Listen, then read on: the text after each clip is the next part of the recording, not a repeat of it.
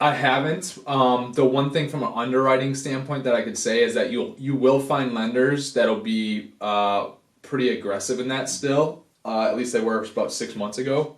How I underwrote it though is I underwrote it not as appreciating as much as multifamily, obviously, but also I use a vacancy that was more of like from like 2008, 2009, 2010, because I think the self-storage is still a little bit unproven as far as like where it's going to go in the future and stuff. And there was so much construction for self-storage that happened over the last handful of years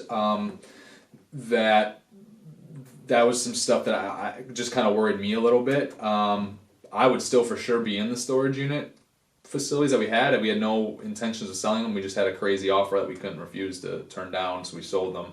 I don't have any of the from my understanding. We did look at taking one of our parcels, and because we had a parcel of land that we could have actually put up like another 170 units or something like that, and we did start to go down the path of looking at development, but then the buyers came and we ended up just selling the whole thing. You're starting to have a generation that has less stuff, and so it's like, what's going to happen in the future? Now, how far away is that? I don't know. And so when you look at that, that's where I kind of question like the long term of it. But it's like, how far out is long term, right?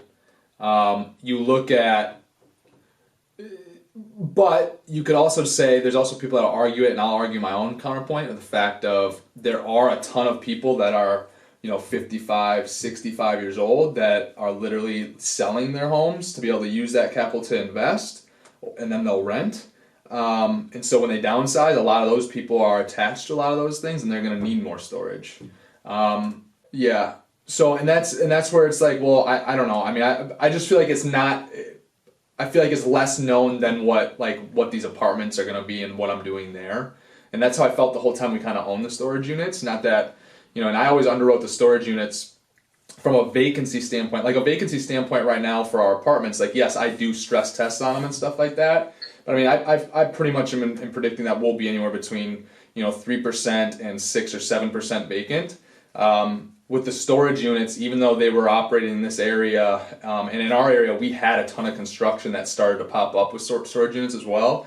So like when we bought the first one and we bought the second one, I had just thrown in what the vacancy rates were in storage during the recession of 08 and 09, which around here was about 15%.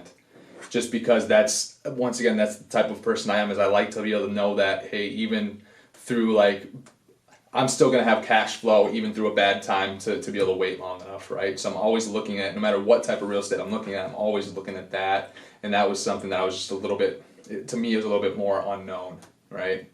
So, but I mean, hey, there's less, I feel like there's less risk, especially if you have demand up front and the demand is there like right now. I feel like there's less risk with storage units because you can pop those up so quick. Like once you get the actual zoning approved and all that stuff, which some people I know have had issues with that because like neighbors will come complain, but depending on the area and stuff like that, if it's already in a commercialized area, like you shouldn't really have any issues. And once you get that, I mean, they can pop them up super fast.